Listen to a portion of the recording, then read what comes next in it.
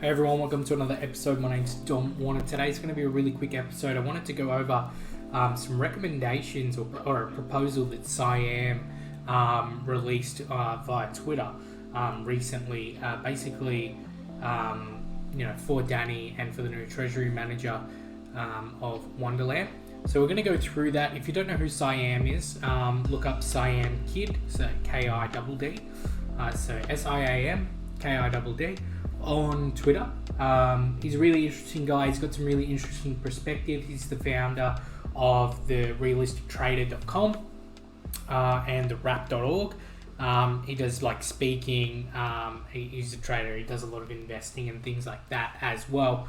So let's dive in and actually look at what he wrote here. So as you can see, he's made I think he's gone into a little bit of detail here. It's obviously summarized. So let's go through what he said. He said, obviously, I'd plow into this with a lot more detail when creating execution mandates if I was on the team. But here's my 2 Doge worth, so 2 cents worth, right? Of 18 simple ideas to implement, which I think would help turn things around. So we're going to go through these. I'm going to add a little bit of commentary on top of them as well, based on what I think. So number 1 was adopt the management structure of SpaceX. Elon is the figurehead and the head engineer, but he's largely removed from the operations and logistics behind it. The CEO is Gwen Shotwell, that basically runs the show. So I think Danny should continue being him, do what he does, as he's brilliant from a tokenomics standpoint, but Wonderland needs Gwen Shotwell to make things slick. Basic things like PR, message team, to investor comms, etc. This, I think this actually does make sense. I'm not sure whether Danny wants to be the treasurer though, because I don't know why he wasn't already, or maybe that's just how he's done it in the past. Could be really, really interesting. I also think that Danny's time is stretched, but as you'll see in this as well, there is the idea of combining a couple of these different projects together, which maybe that would work then. But I definitely think that he is right in terms of there needs to be a number 2 that doesn't have as much influence, but just basically runs things, right? Keeps things smooth, keeps them running, right? Number 2 was following on from that point. It's Danny's ecosystem and train set. He's the one with the clout and the credibility. He needs to be the treasurer. Getting suits in is a no-go in my book. Before you know it, it'll be suit central and will be run by like a generic hedge fund. The reason Wonderland did well is that it was doing things in a rather unconventional way.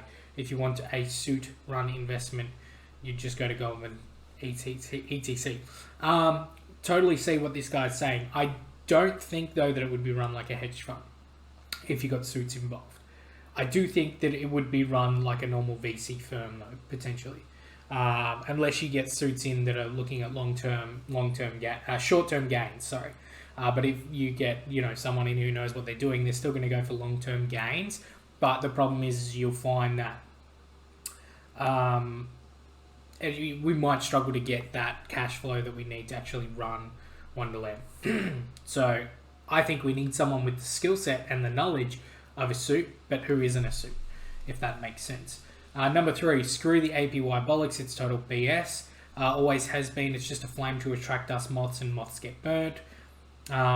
We need to flip a profit sharing model effective immediately that's paid out on a calendar month basis. If Wonderland makes 100 million in profit in February, for example, and then 100 million is distributed to token holders based on their percentage of ownership of Wonderland. Simple, then Wonderland can do its thing and go out continuously acquiring cash flowing assets. Totally agree with this. One thing that, and this might be just my lack of knowledge talking here, but you would assume that a percentage would get recycled back into the business, right, for future investments. So maybe not like 100% of it would get distributed, but makes sense. And the other thing is too that you have to account for, like, is there any expenses? And if there is expenses, how do they get funded? And then that's when you might need to actually stretch things out to 3 months and make it quarterly distributions instead. Number 4, Volatility dampener. In order to be eligible for these monthly payments, you would have to have held the token for the full 30 days. This will massively reduce the trading and selling, especially when profits get bigger. One, I think you'd have to do that. That just totally makes sense from a cash flow standpoint and making it somewhat profitable. But yeah, I do think that would also dampen the volatility. Not entirely though. A month's still a short period of time. I reckon that what he said, maybe 3 months could actually work really well. Yes, maybe less people would be interested in investing then, but that doesn't matter. I think if you get enough people that are interested in investing, it doesn't matter what the value is once you've got that. Once you've got a revenue stream coming through that gets distributed to everyone, people aren't going to be worried about what the price of Wonderland's doing. All right. Number 5, super important that Wonderland doesn't follow traditional VC methods. With VCs, you invest in big basket punts knowing that most will die and a couple will boom. ROI is then normally deferred for years. Normally during an IPO or exit, Wonderland needs cash flow ASAP, not in 5 years, and this will filter out a lot of investments. It is very true. A lot of VC firms, not all of them, but a lot of VC firms, if you go and have a look, you'll see on their homepage of their website, they'll show you all the unicorn companies. So these unicorn companies are the ones that have sold to a big company. They've had an IPO or there's been some exit where the VC firm has made a fortune of money. And for every one of those, there's probably 30, 40, 50, maybe even 100 different companies that you've never heard of that lasted less than a year. They went bankrupt, and that was that. And it is true. And the reason is because these companies that usually unicorn make so much money, it makes up all the difference and makes it still profitable. But I think what Siam's trying to get at is let's be a little bit more let's be a little bit more focused on what we actually want to invest in, and think about, yes, long term we want to make more and more and more and more, but short term we need cash flow. All right. Number 6, kill wrap memo. The chart is a bag of balls now. Start V2 Wonderland with fresh token with a fixed max supply and periodic token burning events. This will create natural inherent buoyant pressure in the price combined with cash flow, and the price will move. I still think if you've got a revenue model where you're distributing things, I don't think the price really matters. Although I do believe that it should be a fixed max supply, just like it would if you were investing in a company. There is generally, initially when you first invest, there is a fixed amount of shares. Yes, the company can split shares and then that effectively makes it more, but the allocation or the percentage that you own still stays the same, right?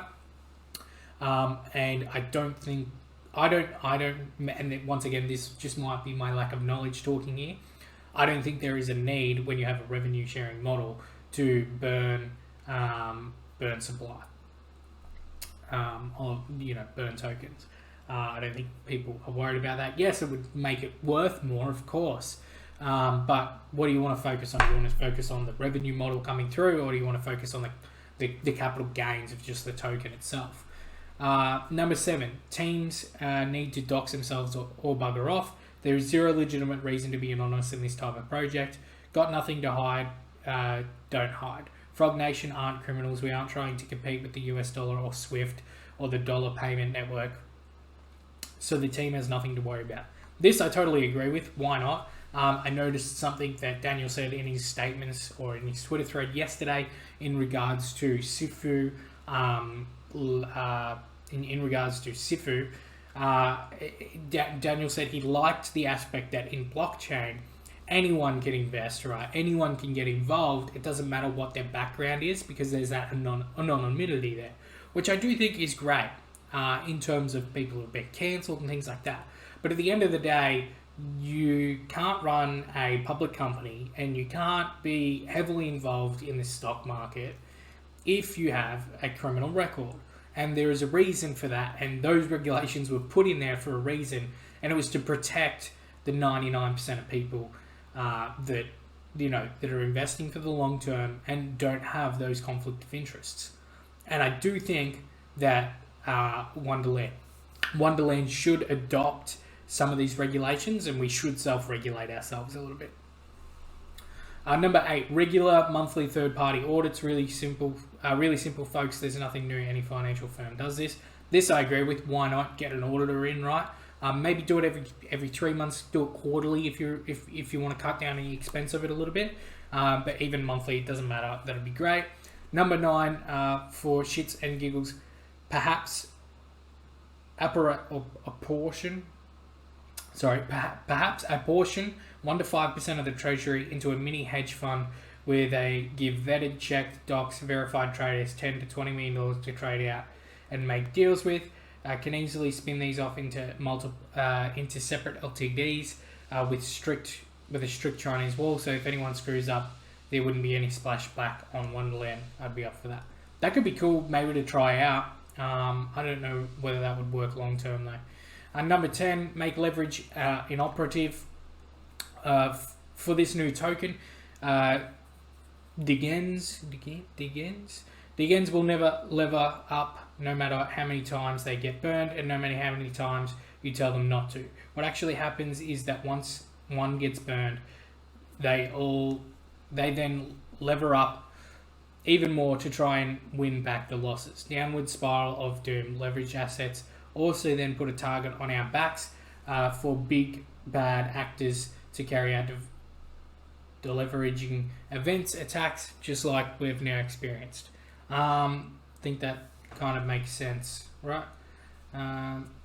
Number 11, actually buy or build a good game. All the play games in the crypto suck. It's 2022, yet all the game graphics are shit, and it's nothing like playing Tamagotchi and it's like playing Tamagotchi all over again. Totally true. Seriously, with this treasury, you could really easily headhunt all key players from big game houses like Activision to build an actual game people would like to play, like COD, Fortnite, Battlefield. And the XP players could earn in-game while would be an actual token with real-world value. COD XP is worthless in the real world. Make an awesome game where people can actually earn money and you'll gobble up hundreds of millions of users ASAP. Totally agree with this. I think this is insane, and I don't know why no one has had any success with it yet, or very limited success. If you can gamify things, especially investing, people are going to go mad over it, and I think this is why crypto has done so well, but it hasn't been gamified very well at all. I think this would be really interesting. You look at a company, right, like Blizzard, right? At the moment, Blizzard's going through like crazy stuff in terms of the leadership is falling apart. Microsoft has brought them under the dip. They're going to try and fix things, right?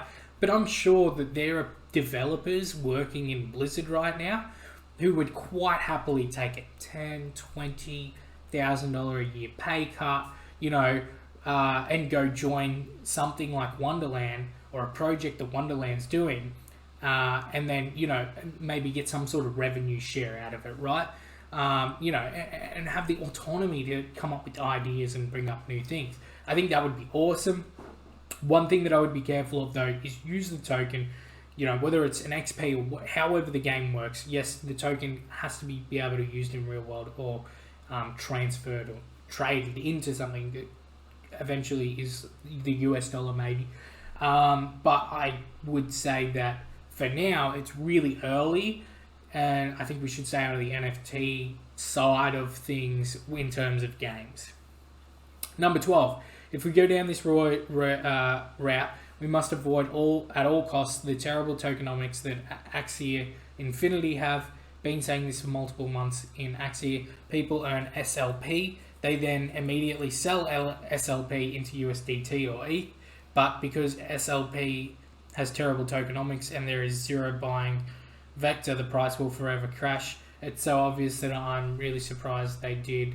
Just looks like SLP ETH chart. SLP, yeah. I don't actually know what SLP or Axie Infinity is, but from what I'm reading of this, I think basically what he's saying is that people are getting this token, and the only reason to buy this token is maybe for in-game things, but most of the people who are getting this token are getting it from the in-game, right? And the first thing they want to do is just transfer it to USD, right? So it has to have enough use cases to be valuable enough to hold it. So that totally makes sense. Number 13, Wonderland needs to actually hire a team of mergers and acquisition practitioners. Totally agree. Not traders, preferably those with crypto experience as well. M&A experience. I've done M&A for 7 years now, screwed up so many times, and even so, you only need one good deal to knock it out of the park. Makes total sense. I think that when you have a team with mergers and acquisitions, right? Basically, what they're going to do is they're going to go into these companies. They're going to go through all the financials. They're going to go through everything, the legal, the leadership, everything, right? And basically, they're the ones that you find. Say you invest in companies, right? You merge your acquisitions, right? You find the company you like. It fits your purpose, right? You get it. But during the process of you making this decision to actually buy, merge, or buy or merge with that company, there's then the process that the mergers and acquisitions teams goes through to actually make sure everything's all good before the deal actually gets finalized. Definitely need that. Traders aren't going to be able to do that. A trader's job is to be able to buy in and then buy out. They're basically trading on public information, and that's it. Stick to clear deadlines. This will eradicate the billions of Discord messages of when airdrop bet swap. It clogs up the server and it's wasted energy for everyone. Yeah. I think they definitely do need deadlines, because a lot of the things that everyone's saying that Wonderland should do right now was in the original booklet that was the original PDF that was given to everyone when Wonderland, basically first started. And it's like, well, why haven't these things already begun to be, put in place? Why are we only talking about these now? The assumption was that they were already being done, right? And I think that's because there was no deadlines. Number 15, implement anti-robot wallet detection technology. Number 16, really focus on having super deep liquidity, even when wrap memo was alright. 250 liquidity was still super low. Do not reimburse liquidated wallets. We shouldn't have to bail out greedy smooth brains. I totally understand what this guy's coming from, but I think as well, if we look at it, we reimbursed liquidated wallets when it dropped below that buyback mark. So I think there was a lot of people who sold because they were like, hey, you said you were going to do something and you didn't do it with the buybacks. So I think that's a little bit of a different situation. But maybe going forward, that totally makes sense. Merge Abra, a Popsicle, and Wonderland. These are conflicts of interest here at the moment. Liquidations are profitable for Abra, but obviously not for Wonderland. Totally makes sense. And if that could happen, I'm not sure what that would look like, but maybe that's something to look into as well. He basically said, that's it for now. Could go on, but I really hope that some of these points are taken on board and implemented. Toodles, Siam. So, really interesting, guys. I just wanted to go through that with you. I've been through it once before, which was just before, and I was like, cool, I really want to do a video on this, right? Because I think it's really, really interesting. But I hope you enjoyed the video. Feel free to leave a comment if you want to have a discussion about it. I'm really interested to have a bit of a debate if anyone's interested. But I really hope you have a great weekend. Thanks for watching, guys. Enjoy yourself.